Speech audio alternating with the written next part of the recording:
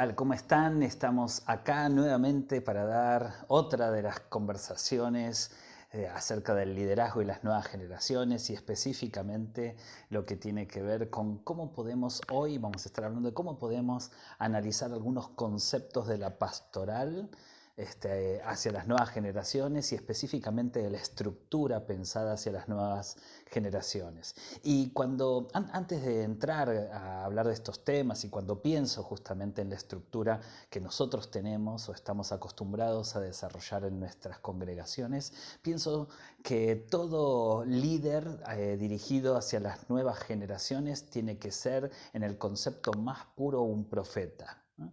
Y es decir, yo sostengo que el liderazgo hacia las nuevas generaciones tiene que ser un liderazgo profético. El único inconveniente que podemos encontrar con respecto a esta afirmación es que rápidamente salga nuestra percepción moderna acerca de lo que es ser profeta o lo que es ser una profeta, ¿no? Y cuando nosotros pensamos en el profeta hoy en día, pensamos que es aquel que conoce algo que los demás no conocen y que lo va a compartir con un objetivo claro que tiene que ver con mostrar la gloria de Dios, el poder de Dios, el discernimiento de Dios puesto en el profeta. Siempre el profeta va a compartir algo que tiene que ver con deslumbrar a la iglesia debido a un conocimiento que la iglesia no tiene. Y en la gran mayoría, si un poco meditamos sobre los mensajes proféticos a los cuales hoy estamos acostumbrados, nos encontramos que es un mensaje netamente motivacional. El profeta motiva, el profeta conecta a las personas con el poder de Dios desde un punto motivacional. Y yo creo que está bien que eso existe, que haya profetas que digan en esta congregación hay una persona que está necesitando tal cosa y entonces todos quedamos deslumbrados con esa capacidad dada por el Espíritu, o profetas que en este momento su mensaje tiene que ver con alentar a la congregación a que no baje los brazos, a que se sienta confiada y demás. Cuando vemos la tarea que tiene pastoral del profeta a lo largo de la Biblia, es una tarea muy incómoda y yo creo que el liderazgo hacia las nuevas generaciones tiene que tener algo de esta incomodidad.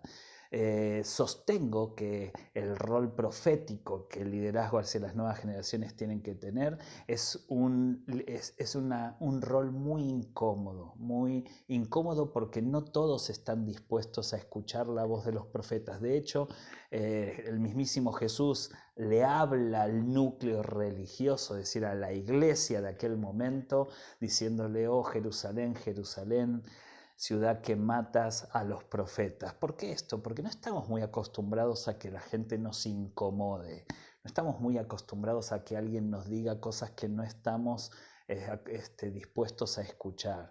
La voz profética es una voz incómoda porque el gran objetivo que tienen los profetas es revelar la palabra de Dios conectada en la palabra escrita hoy en día en la Biblia para poder denunciar y corregir. Es decir, el profeta, lejos de ser un motivador, lejos de ser un adivino, un vidente, ¿no? o desarrollar una capacidad de mostrar lo que otros no ven, el gran objetivo del profeta es presentar una verdad bíblica basada en la palabra para denunciar algún hecho y corregirlo y hacer que entonces se vuelvan, a través de esa corrección, se vuelva a los caminos o los preceptos establecidos por Dios. Por eso los profetas denunciaban al pueblo lo que estaban haciendo mal y el gran objetivo es que el pueblo mire nuevamente al Señor, corrija sus acciones a través de esa exhortación y puedan entonces volver a los caminos establecidos por Dios, ¿no? Por eso la palabra profética ocupa un lugar muy importante en el desarrollo de la iglesia. Pero si nosotros la volvemos motivacional, perdemos la posibilidad de que alguien pueda decirnos si hay algo que estamos haciendo mal. A la iglesia institucional le cuesta mucho analizar sus errores y tener autocrítica, ¿no? Y creo que para eso está la voz profética. Y el liderazgo dirigido hacia las nuevas generaciones hoy es un liderazgo instructivo, es un liderazgo que nos anima a replantearnos cosas, es un liderazgo que está puesto por Dios, yo sostengo puesto por Dios para corregir y volver a los caminos del Señor. Y pensando en esto estoy queriéndote hacer este planteo que tiene que ver con una actualización de cómo nosotros estructuramos nuestro ministerio de adolescentes, preadolescentes o jóvenes adultos y cómo podemos llevarlo proféticamente a lo que Dios está buscando que hagamos, ¿no? Cuando analizamos la estructura de cómo nosotros nos organizamos, podemos partir desde el concepto de que nosotros tenemos una estructura vertical, ¿no? A mí me gusta mucho el análisis institucional de cómo hacemos las cosas y por qué las hacemos.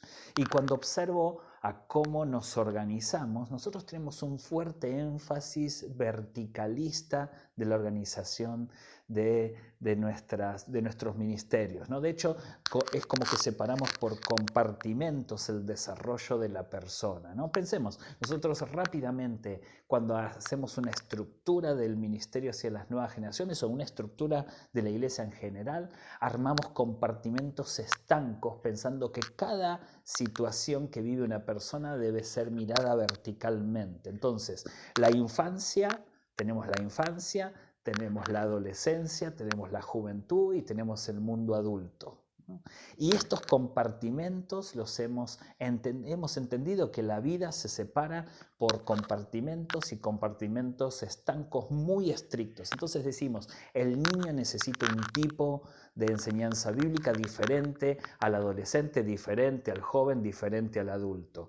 Y cuando pensamos en el adulto hacemos determinadas cosas, cuando pensamos en el niño hacemos determinadas cosas, cuando pensamos en los adolescentes o los jóvenes hacemos diferentes cosas a los demás, porque entendemos que la infancia tiene características muy diferentes a la adolescencia, muy diferentes a la juventud y muy diferentes al mundo adulto, ¿no? Esto es lo que yo le llamo estructura verticalista, ¿no? Y el gran problema es que entonces el niño, cuando lo entendemos como niño, trabajamos de una manera que después, cuando pasa al ministerio de adolescentes, cambiamos totalmente las formas y ya empezamos a hablar de otra manera, y que cuando pasan a jóvenes pasan a un mundo totalmente diferente, y así vamos haciéndolo. ¿De dónde viene esta estructura verticalista? Nada más y nada menos que de la psicología evolutiva, ¿no?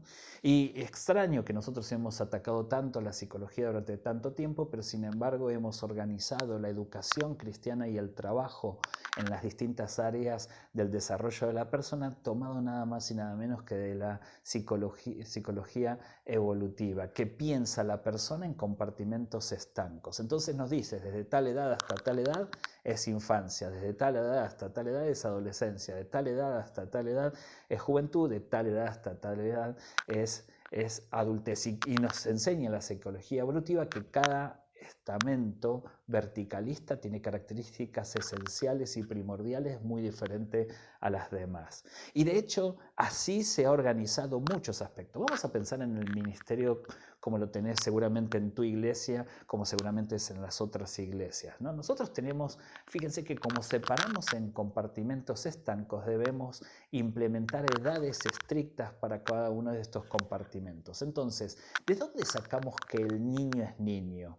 ¿Y de qué momento el niño entra en lo que nosotros tenemos escuela dominical? ¿Y hasta qué momento está en la escuela dominical y pasa al ministerio de adolescentes? ¿Y en qué momento decidimos arbitrariamente que ese adolescente pasa a ser joven? Y así es.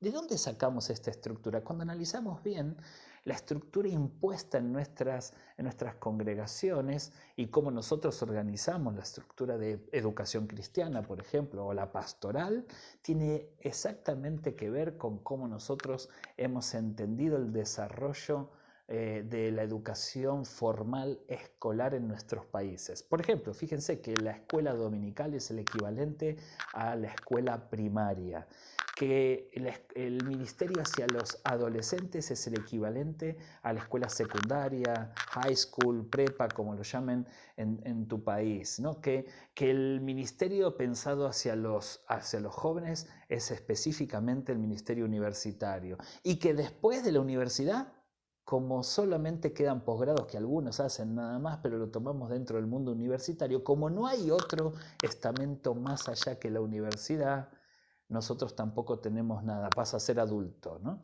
Ahora, ¿qué pasa con los jóvenes que siguen estudiando, no tenemos ningún ministerio más allá, ¿no? A lo sumo lo que tenemos es que si se casan pasan a ser matrimonios jóvenes. ¿Y qué pasa con el joven que tiene 30 años, ya no estudia, no se casó? No sabemos qué hacer con ellos. Tenemos que armar algo extraño, una especie de conjugación extraña que es el de joven adulto, que no sabemos si tratarlos como jóvenes, como adultos, como adolescentes, no tenemos idea, porque justamente no hay ninguna estructura en la educación formal que hable de personas más allá de los posgrados universitarios, ¿no? Si no se casa, son como lo que yo llamo son los pueblos no alcanzados por el Evangelio, ¿no? Fíjense qué fuerte que es la estructura formal de la educación formal en nuestro país y cómo la hemos traído a la iglesia sin hacernos preguntas al respecto. ¿Qué tiene de malo este tipo de organización? Nada, de hecho nos ha funcionado muy bien a lo largo de las décadas y de los siglos, casi les diría, este tipo de educación formal, ¿no? Cuando pensamos en la iglesia primitiva no se organizaba de esta manera, ni la iglesia de los primeros siglos se organizaba de esta manera. Esto es una organización más moderna y que después tuvo alguna clase de corrección en la posmodernidad y vuelve a tener alguna clase de corrección ahora frente a los millennials o centennials, ¿no? Y entonces, sin darnos cuenta, no hay una voz profética que actualice este tipo de estructura. Por eso quiero que podamos jugar a un laboratorio a poder desarmar este tipo de enseñanza que les vuelvo a decir, es más mundana que bíblica porque viene más de la psicología evolutiva y de la educación formal que lo que la Biblia nos enseña, ¿no? Y si pensamos en esto y empezamos a decir, bueno, ¿cuál sería el error de tener una iglesia organizada pastoral o en la educación cristiana con una estructura verticalista, así, traída de la educación formal? El gran problema es que hoy la educación formal está siendo modificada y está siendo criticada debido a que se dan cuenta que ya casi no existen las estructuras verticalistas.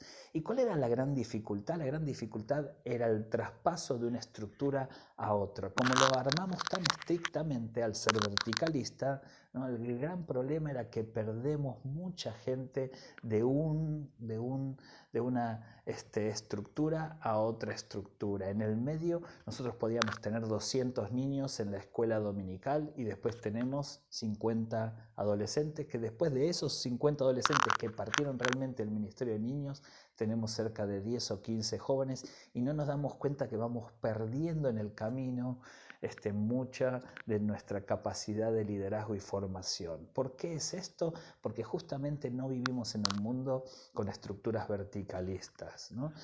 ¿Cómo nos encontramos hoy en día? Es lo que yo llamo la transversalidad del desarrollo de la persona. Hoy no vivimos estratos verticalistas y es muy claro esto. Si yo te digo, llegó un niño de 8 años a la iglesia, ¿dónde lo ubicas? Obviamente en la escuela dominical o ministerio de niños. Si yo te digo que llegó uno de 15 años, ¿dónde lo ubicas? Y obvio, lo ubicamos en el ministerio de adolescentes. Si llegó uno de 22, ¿dónde lo ubicas? Lo ubicamos seguramente en jóvenes. Y si llegó uno de 44, ¿dónde lo ubicas? En adultos, ¿no? Ahora, lo que en la vida nos está presentando en esta transversalidad es algo que no nos habíamos dado cuenta y tiene que ver con que no hay compartimentos estancos para el desarrollo de la persona, ¿no? Esto es lo que yo llamo transversalidad. Es decir, hoy los límites y las fronteras de cada uno de estos estamentos que nosotros hemos erigido como niñez, adolescencia, juventud y adultez, cada vez está más desdibujado y aparecen espacios intermedios en cada uno de ellos que son la mezcla de dos estructuras. ¿Por qué empezamos a hablar fuertemente de los preadolescentes? ¿Por qué empezamos a hablar fuertemente de los jóvenes adultos, ¿no? Porque justamente la transversalidad ha traído espacios de mezcla entre ambos estamentos. Lo que quiero decir muy claramente es que hoy nos vamos a encontrar en una misma escena, en un sillón de la sala de una casa, a un niño de 8 años, uno de 18, uno de 28 y uno de 48, y todos están jugando al Fortnite, compitiendo entre sí, y el de 48 le dice al de 8 años, te gané, mirá, ¿no? Y uno ve la escena y no ve diferencia en intereses y comportamientos entre estas diferentes estratos de la vida. ¿Por qué es esto? Porque hoy vivimos una vida más transversal. Y vamos a pensar entonces en la transversalidad, ¿no? ¿Por qué sucede esto? ¿no? ¿Por qué sucede que vivimos más en un mundo transversal? La conversación o la charla o la clase anterior estuvimos conversando sobre el concepto de madurez. El concepto de madurez tan desdibujado hoy en día hacen que hoy podamos encontrar en estratos superiores al desarrollo de la persona actitudes de estratos inferiores al desarrollo de la persona y viceversa. Es decir, nos vamos a encontrar con adultos con características adolescentes y con adolescentes con características adultas. Esto tiene que ver porque se ha desdibujado el impacto del que el concepto de madurez tenía que ver en el desarrollo de nuestras personas. Si nosotros permitimos que el adulto no sea adulto, el niño y adolescente no tiene referencias a quien observar y entonces se observa a sí mismo, ¿no? Entonces nos damos cuenta de que parece que la tontería o la idiotez pasa a ser cool, pasa a ser divertida. Entonces si un adulto se comporta como adolescente es un adulto, wow, qué adulto juvenil, cuando el adulto debería ser adulto y debería haber dejado actitudes adolescentes para su adolescencia. Es importante entender que la transversalidad vino para instalarse en nuestras culturas. Y el gran inconveniente que vamos a tener es que hoy muchas veces tenemos que encontrarnos con problemática en el mundo infantil que tienen que ver con la responsabilidad del mundo adulto. Y nos vamos a encontrar en problemática del mundo adulto que tiene que ver con los hechos vividos en la infancia que tienen incumbencia y proyección entonces en el comportamiento del adulto.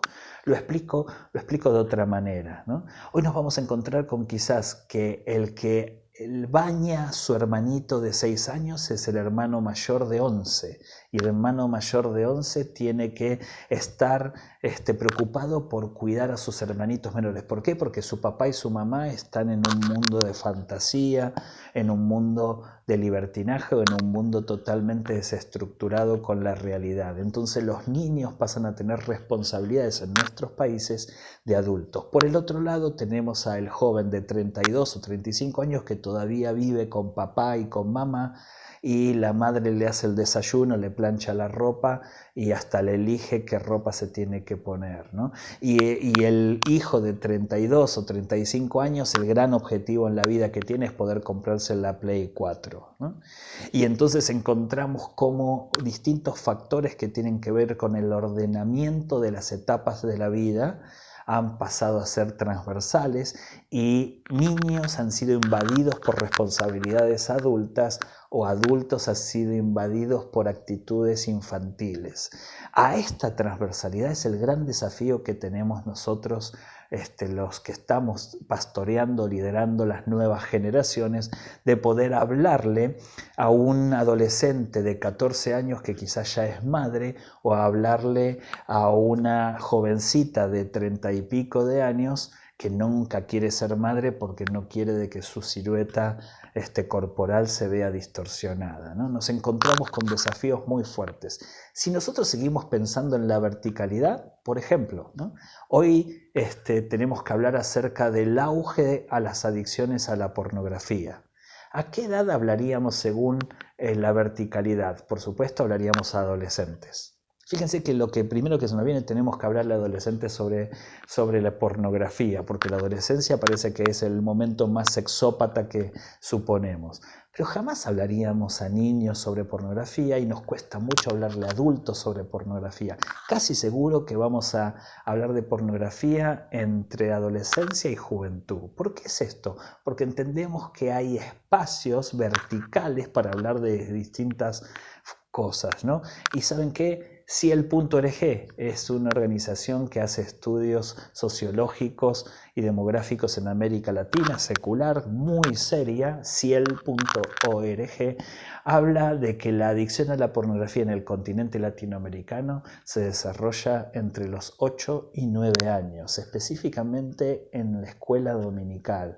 Ahora, nosotros jamás le hablaríamos a un niño de 8 años que tiene que cuidarse de la pornografía. Es más, casi seguro que si lo hiciéramos, los padres reaccionarían bastante incómodos y nos pedirían explicaciones de por qué hicimos eso. Y nosotros deberíamos responder no de manera vertical, porque si es de manera vertical, ¿cómo vas a hablarle a un niño sobre pornografía? Hablarle a un adolescente o un joven. Pero si le hablo a un adolescente o un joven pensando en la transversalidad, cuando le llego a hablar a ese adolescente de 12, 13 años, ya hace 4 años que viene consumiendo pornografía.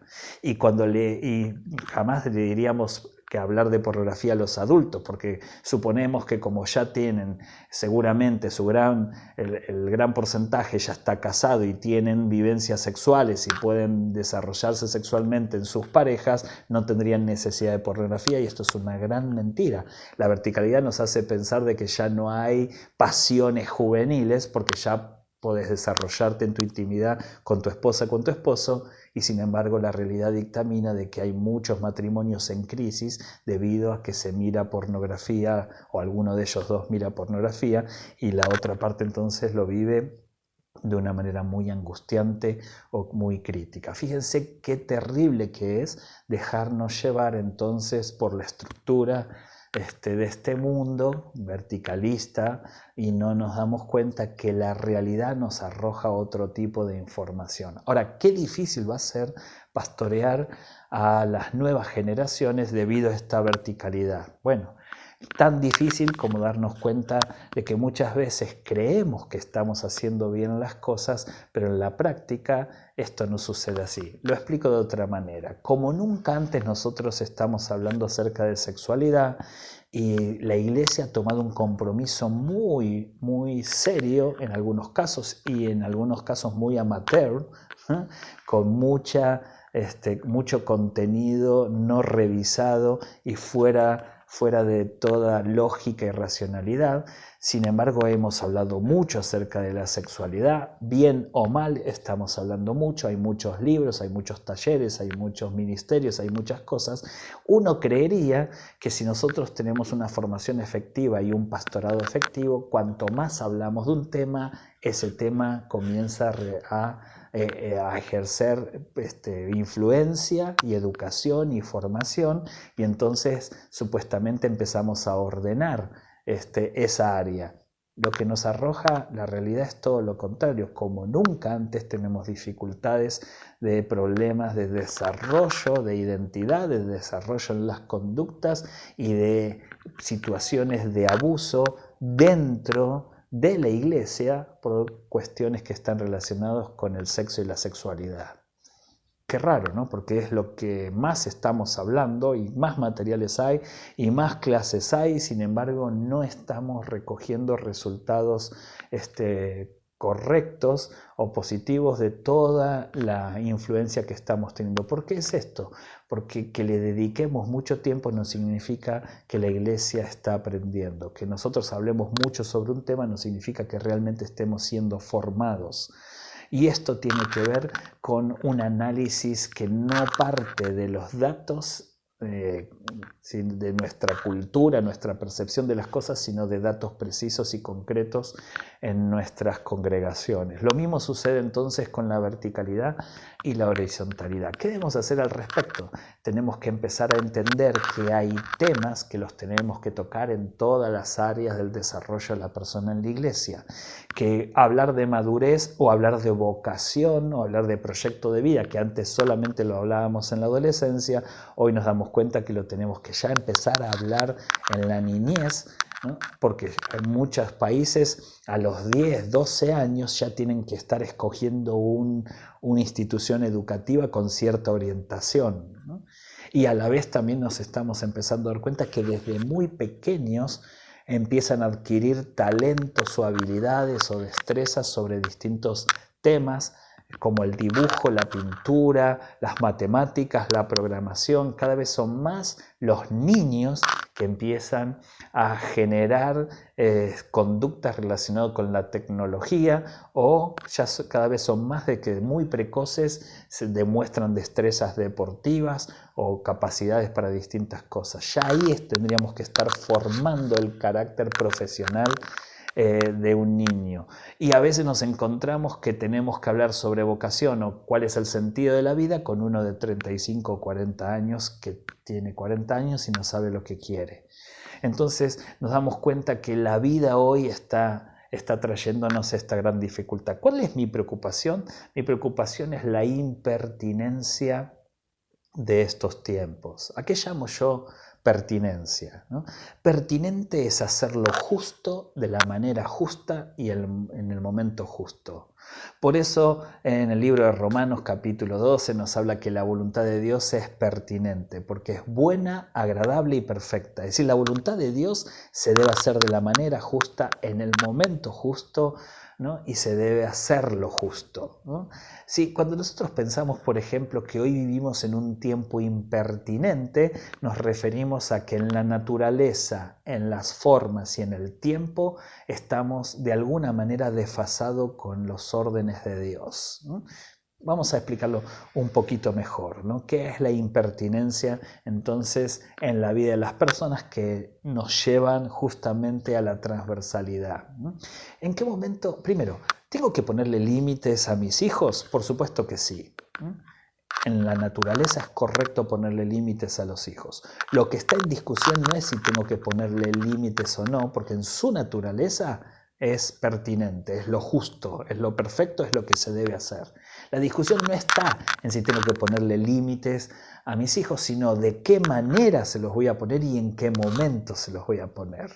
Si alguna de estas tres variables no están presentes y ordenadas, traen dificultades. Por ejemplo, ¿no? Yo quiero ser un pastor, un líder realmente que muestre al Señor en nuestras acciones, entonces seguramente tengo que enseñar algo de los límites, de aquellas cosas que todo me es lícito, pero no todo me conviene, y de que hay que guardar el mandato del Señor Jesús para ser verdaderamente su discípulo, y entonces que esta acción me haga libre, ¿no? Ahora, ¿tengo que hacerlo? Sí, tengo que hacerlo. La discusión no está en si tengo que enseñar reglas o mandatos o normas para ser un buen cristiano o una buena cristiana. La discusión está si soy un papá que tengo que poner límites, ¿de qué manera lo voy a poner los límites? Si pongo límites de manera agresiva o pongo límites de manera desproporcionada o pongo límites sobre lo que no tengo que poner límite y tengo que esperar que el niño aprenda solo, dejar que se equivoque para que pueda adquirir capacidad para poder enfrentar la frustración. Hay límites donde no puedo permitir que se equivoque, hay límites donde sí. Fíjense que acá entra toda una discusión que tiene mucho que ver con la sabiduría. Con sabiduría de parte de Dios voy a poder diferenciar de qué manera tengo que poner los límites y en qué momento tengo que poner los límites también. Porque una cosa es de qué forma lo voy a hacer y otra cosa en qué momento. ¿En qué momento tengo que enseñarle a un hijo a que tiene que tener responsabilidad? ¿En qué momento tengo que enseñarle a un hijo que hay cosas que puede hacer y que no puede hacer? El famoso no como organizador lo tengo que implementar ya desde 1 año de vida, ya le tengo que decir al bebé no. Y el bebé tratará de quebrar ese no y yo tengo que ser rotundo y mantener ese no. Eso no se toca, eso no se hace, eso no se come, eso no se dice, ¿no? Ahora, si yo el límite del no, ¿le tengo que poner límite? Sí. ¿Tengo que enseñar el no? Sí. Lo quiero hacer de manera correcta, pero en lugar de hacerlo de 1 o 2 años donde va a ir aprendiendo el no, lo quiero hacer a los 14, 15, recién ahí quiero enseñarle que tiene que hablarme bien, que tiene que respetarme, que tiene que ser responsable con su aseo, con su educación y demás. Si lo pongo a los 14 años, por supuesto, tuvo 14 años para entender que los límites se pueden cruzar y cuando lo quiero implementar ya es impertinente en el tiempo. Lo mismo sucede, la iglesia tiene que ser pertinente.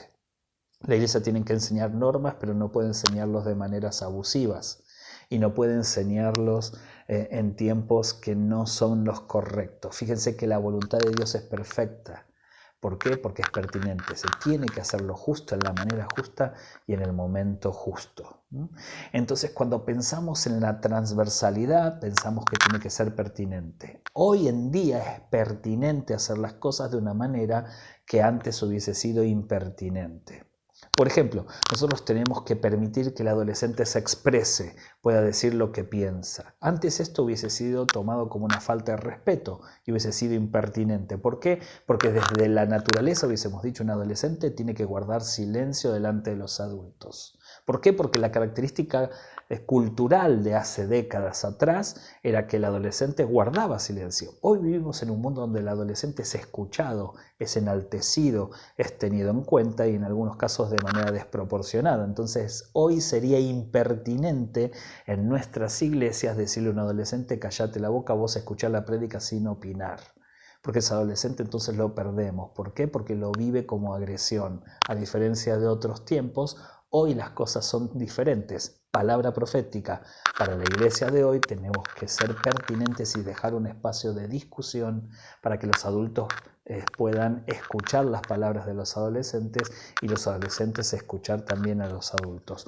Entonces en la naturaleza tengo que permitir que el adolescente hable. La discusión ahora es de qué manera lo voy a hacer.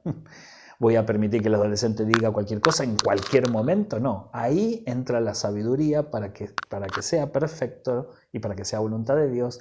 Tengo que, con la sabiduría de Dios, saber tomar decisiones para que esta transversalidad, hoy el adolescente opine igual que el adulto. Antes no era así, antes era verticalista, el adolescente se callaba la boca y el adulto era el que hablaba. Hoy la transversalidad hace que el adolescente le discuta al adulto y el adulto le discuta al adolescente. Esto tiene que ser regido de manera pertinente. No podemos permitir que se haga de una forma incorrecta y en un momento incorrecto.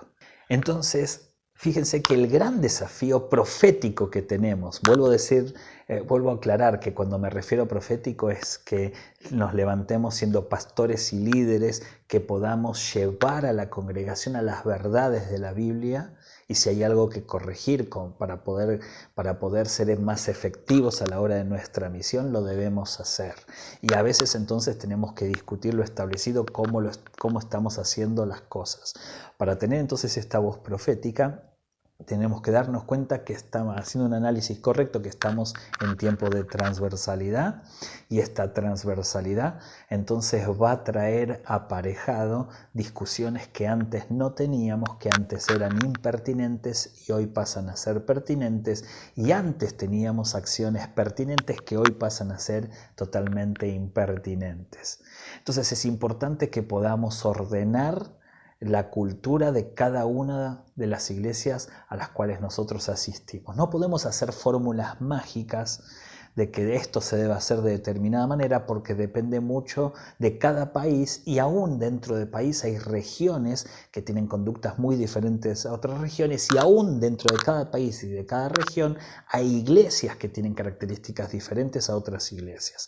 Hay iglesias que están más pensadas hacia lo posmoderno y iglesias que están más pensadas hacia lo moderno y iglesias que están más pensadas hacia la antigüedad, ¿no? Entonces tenemos que ser respetuosos de la cultura de cada iglesia y aún así también hay iglesias que están orientadas hacia cierto sector de la población con características diferentes a otras iglesias que están orientadas en la misma ciudad hacia otro sector cultural con otro tipo de idiosincrasia. Entonces hay que pensar que lo que es pertinente para mí puede no ser pertinente para todos los casos.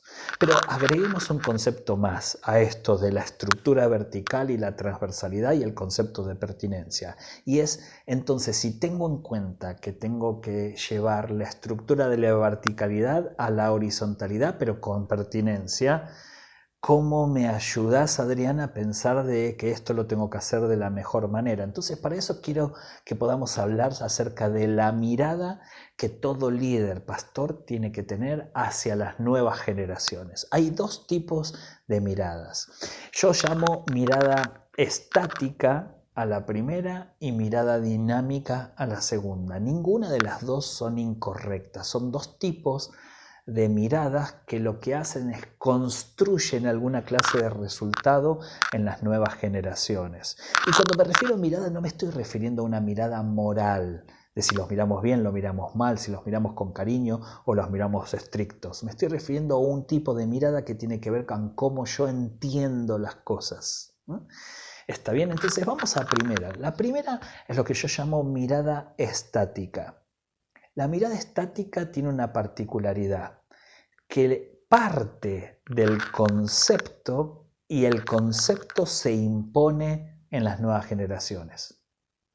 Entonces el concepto es lo importante, es activo y se impone en las nuevas generaciones, que las nuevas generaciones entonces son pasivas. Entonces yo entiendo a las nuevas generaciones a través del concepto. El concepto me dice cómo entender a las nuevas generaciones. Por eso es una mirada estática. Las nuevas generaciones están estáticamente y son entendidas a través del concepto. El concepto es activo y las nuevas generaciones son pasivas. Voy a explicarlo con un ejemplo para que quede más claro. En una oportunidad terminaba yo de dar una conferencia dirigida hacia padres, se me acerca un matrimonio, yo los conocía, ellos tenían una hija de 9 años, un matrimonio muy lindo, muy respetuoso, padres muy presentes, pero los dos se acercaron y casi desesperados me dijeron, por favor, necesitamos que nos des una sesión en el consultorio. Yo soy psicoanalista y atiendo a nuevas generaciones, así que le dije, sí, por supuesto, ¿qué les pasa? Y los dos estaban muy mal, a punto de llorar, entonces yo le dije, bueno, hagamos una cosa, mañana vengan a tal hora, yo suspendo un paciente y les doy a ustedes ese espacio porque los vi muy desesperados. Llegó el momento, vinieron al consultorio, se sentaron adelante mío y yo les pregunté, le digo, bueno, ¿qué sucede? Inmediatamente los dos se largaron a llorar y me contaron algo muy terrible, de esos que los padres jamás podemos estar preparados para afrontar, y es una de las grandes pesadillas. Los dos, con mucho pesar, me dijeron que se habían enterado de que su hijita de 9 años había sido abusada sexualmente.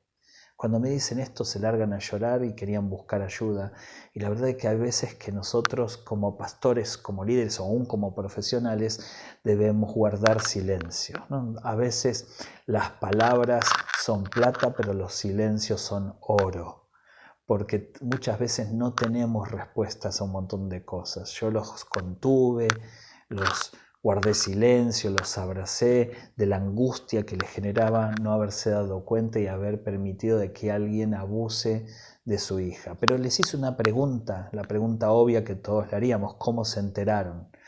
¿Se los dijo la niña de alguna manera? ¿Empezaron a ver conductas extrañas o fueron a un pediatra, un médico que la revisó? ¿De qué manera se habían enterado de esta situación de abuso? Y ellos me dijeron, no, nada de eso. Es que nosotros fuimos a un seminario, como son líderes en una iglesia, fuimos a un seminario sobre abuso infantil. Y yo me quedé como diciendo, ¿y entonces?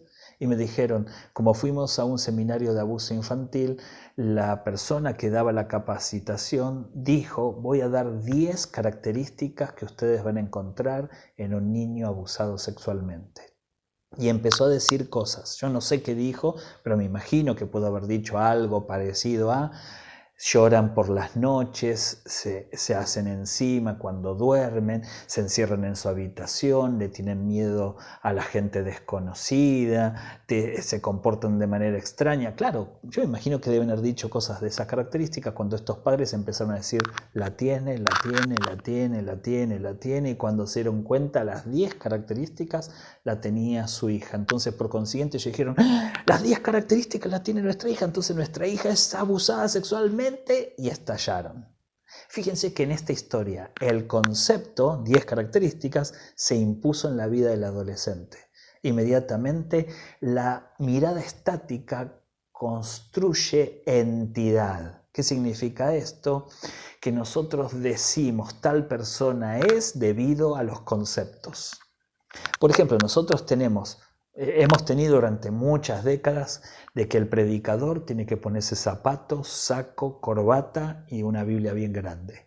Y entonces cuando veíamos a un predicador con un traje muy prolijo, corbata, perfumado, serio, todo limpito, decíamos, wow, qué predicador. Y si veíamos un predicador desalineado, en jeans rotos, con una campera así nomás, hubiésemos dicho, este es un mundano. ¿Por qué? Porque teníamos un concepto que se imponía en las personas, en este caso el concepto de lo que es estéticamente un predicador, que se imponía en quien predicaba y entonces construíamos entidad.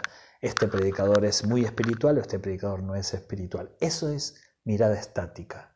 La mirada estática construye un concepto de las cosas mediante lo activo de la información sobre lo pasivo, sobre las nuevas generaciones. Por eso nosotros decimos, tiene 8 años, es niño, mirada estática, porque quizás ese niño de 8 años es más adulto que el que tiene 15. Vemos a uno de 16 años y decimos, es adolescente, y quizás ese adolescente es más adulto que el adulto.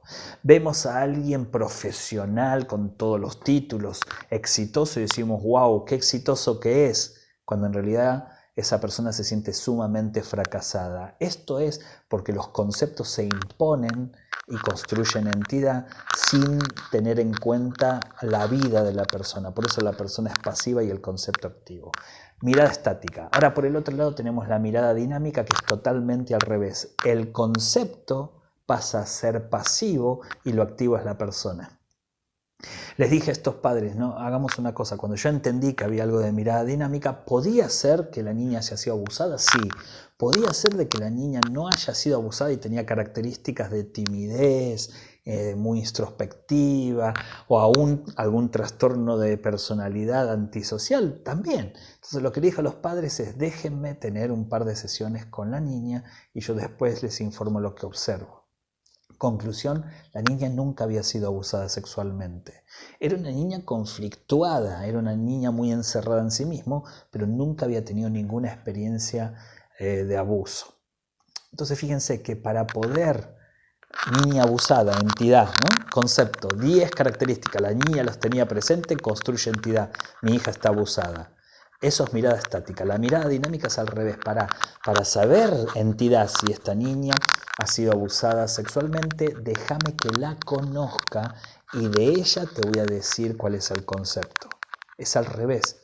Entonces fíjense que mientras la mirada estática, desde el sillón yo tomo decisiones, la mirada dinámica va al campo a tomar decisiones.